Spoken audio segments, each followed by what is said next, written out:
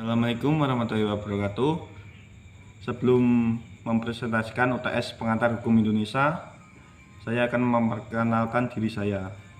Nama saya Avandi Prakasudha, NIM 202220223. Kelas C, Matkul Pengantar Hukum Indonesia. Moto hidup saya, kesuksesan itu bukan ditunggu, tetapi diwujudkan lewat usaha dan kegigihan. Di sini saya akan mempresentasikan UTS Pengantar Hukum Indonesia dengan 6 mosi. Yang pertama yaitu pertanggungjawaban korporasi atas tewasnya para supporter di Stadion Kanjuruhan Malang pada 1 Oktober 2022. Yaitu polisi berdalih jika gas air mata dalam tingkatan tertinggi sekalipun tidak ada yang mematikan. Menurut mereka disebabkan karena kekurangan oksigen dan sesak nafas, dikarenakan desak-desakan saat keluar stadion. Dan kontra, dalam tragedi ini banyak pihak yang disalahkan, salah satunya penyelenggara. Kapasitas dari stadion itu hanya 38.000, tetapi tiket yang dijual lebih dari 40.000. Juga ada pihak kepolisian dan TNI karena dalam kasus ini banyak pihak kepolisian membawa gas air mata dalam pengamanan jalannya pertandingan di Stadion Kanjuruhan, dan juga ada pihak berwenang yang melakukan tindak kekerasan kepada beberapa supporter. Dalam kasus ini di peraturan FIFA saat melakukan pengamanan pihak berwenang dilarang membawa senjata api atau tajam dan juga gas air mata. Tetapi dalam tragedi Kanjuruhan, pihak kepolisian membawa dan melepaskan gas air mata kepada supporter yang ricuh dan yang di tribun. Selanjutnya yaitu legalisasi ganja medis di Indonesia. Pro, banyak masyarakat Indonesia yang terkena penyakit yang susah untuk disembuhkan karena pengobatannya dengan mengkonsumsi ganja, sehingga beberapa orang mengajukan banding. Banyak tertolak sehingga orang yang terkena penyakit ini akhirnya meninggal karena susah dalam pengobatan. Yang kontra yaitu untuk pemerintah Indonesia seharusnya lebih selektif dalam hal ini karena berkaitan dengan nyawa. Di luar negeri melegalkan ganja untuk pengobatan karena adanya suatu penyakit yang hanya biasa disembuhkan dengan melalui obat ganja. Dan juga ganja harus diperbolehkan hanya untuk orang yang mengidap penyakit parah, tidak untuk masyarakat yang hanya untuk menghilangkan stres. Selanjutnya yaitu perpanjangan masa jabatan presiden selama 3 periode. Yang pro yaitu perpanjangan masa jabatan selama 3 periode. Beberapa orang ada yang setuju dan gagasan 3 periode ini dilontarkan oleh beberapa oknum karena kinerja presiden yang dianggap banyak menguntungkan, karena ada banyak pembangunan yang dikira sangat menguntungkan, sehingga gagasan untuk menjadi selama 3 periode banyak beberapa oknum yang setuju. Dan yang kontra yaitu jabatan presiden selama 3 periode bertentangan dengan semangat konstitusi untuk membalas kekuasaan dan rotasi pada elita politik yang memimpin negara dan akan berdampak buruk dalam proses regenerasi politik di Indonesia. Karena politisi muda dan berbakat akan sulit muncul di masyarakat karena masih banyak politisi senior yang tetap berkeinginan untuk mencalonkan diri dalam pencalonan presiden dan wakil presiden.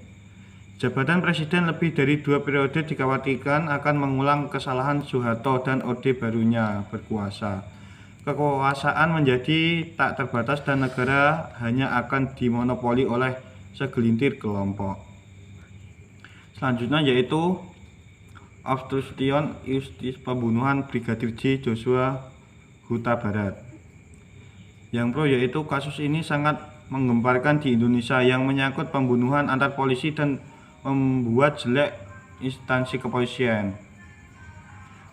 Kasus ini dalam perkara tersebut berupa rekayasa perkara dan menghilangkan atau merusak barang bukti, yaitu perbuatan merusak CCTV di tempat perkara, merekayasa lokasi kejadian dengan menembakkan peluru ke dinding rumah, dan dugaan tindakan suap dapat dipandang sebagai tindakan menghalang-halangi proses peradilan pidana. Menimbulkan pro dan kontra atas kematian salah satu anggota polisi di dalam kasus ini semua pihak saling menyalahkan dan saling melindungi diri dari ancaman hukuman. Yang kontra yaitu rendahnya ancaman hukum yang dapat dikenakan kepada pelaku yang diatur di pasal 221 KUHP dan tidak adanya pengaturan tentang alasan pemberatan yang dapat dijatuhkan kepada pelaku.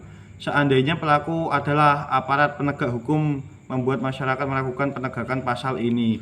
Untuk tercapainya rasa keadilan dan kepastian hukum ke depan perlu diperkuat dan ditambahkan ketentuan mengenai obstruction of justice dan subjek pelakunya di dalam RUU KUHP.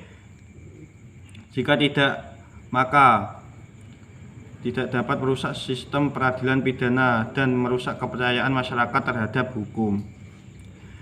Yang selanjutnya yaitu keberlakuan Undang-Undang Cipta Kerja pasca putusan MK nomor 91 tahun 2022.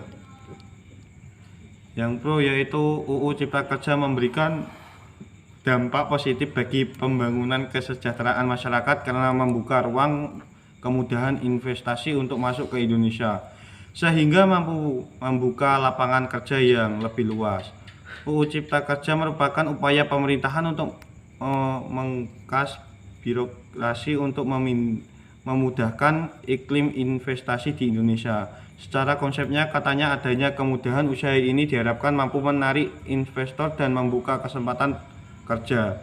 Sebab dalam beberapa kasus seringkali muncul keluhan investor soal perizinan yang mungkin berbelit-belit. Yang kontra yaitu pembentukan UU Cipta Kerja bertentangan dalam Undang-Undang Dasar 1945